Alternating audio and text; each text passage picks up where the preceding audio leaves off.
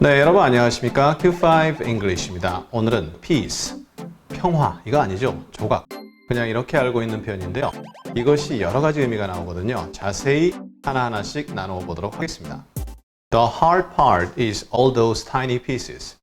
딱딱한 부분은 이 모든 작은 조각들이다. 이게 무슨 말이죠? 이것은 앞뒤 문맥이 있어야 됩니다. 그런데 어떤 좀 유리잔 같은 게 떨어져서 깨졌습니다. 박살이 났습니다. 큰 조각들 있을 수 있죠.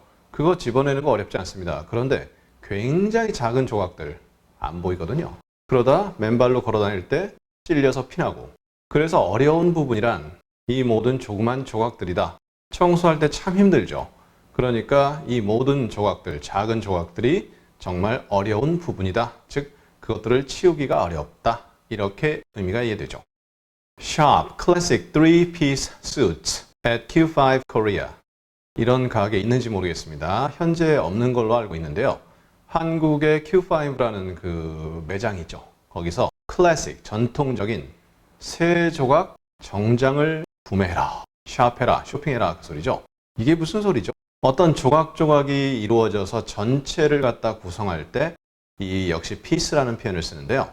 보통 3-piece 하면은 그냥 국어로도 3-piece 뭐 이렇게 하더라고요. 그러니까 정장, 그 다음에 속에 베스트, 베스트라는 게 조끼 같은 거죠.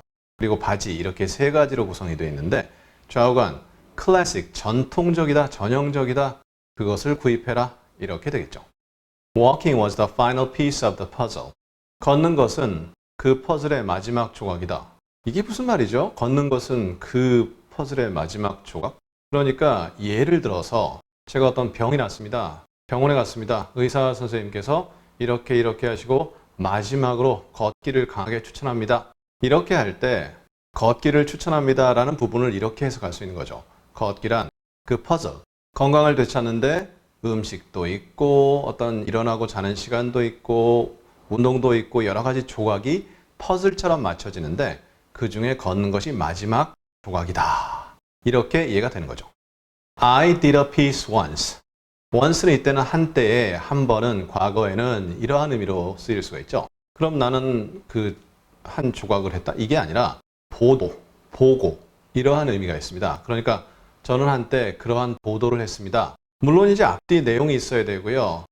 piece가 뭔지 앞에 뒤에 들어본다면 더 확실하게 이해가 되겠죠. 하지만 piece에는 어떤 보도, 보고 이러한 의미도 있다. 이렇게 이해하시면 되겠고요. piece이기 때문에 정해진 건 아닌 거죠. Pieces are sticking out. 조각조각들이 밖으로 삐져나온다. 이거 앞뒤 역시 있어야 됩니다. 문맥이 없으면 이 말 갖고는 도저히 감이 있을 수가 없는데요. 예를 들어 여러 조각으로 어떤 건축물이 만들어졌다. 그런데 한 조각들이 밖으로 삐져나와 있다는 말은 그 모습이 그대로 드러난다는 얘기입니다. 꼭 조각이 뭐 이렇게 건축 소재의 조각일 수도 있고요. 아니면 뭐 좀 잔인한 장면 같은 경우 사람이 죽어서 계속 묻었는데 그 어떤 신체의 뼈 부분이 드러나서 밖으로 나온다. 이렇게도 볼 수 있는 거죠. I gave her a piece of my mind. 이럴 때 piece라는 것은 강한 꾸지람입니다. 나의 마음의 조각을 그 여자에게 줬다. 한 조각을. 그러니까 이때 마음의 한 조각이란 내가 평소 말하고자 했던 것, 그 여자에게 따지고 대들고 뭐 예를 들어 제가 아랫사람이라면 그 여자에게 평소 해주고 싶은 따끔한 충고 같은 거, 강한 말이죠. 그것을 주었다. 즉 다시 말하면 그 여자에게 강한 꾸지람을 했다. 이래서 give somebody a piece of one's mind. 이렇게 표현하죠.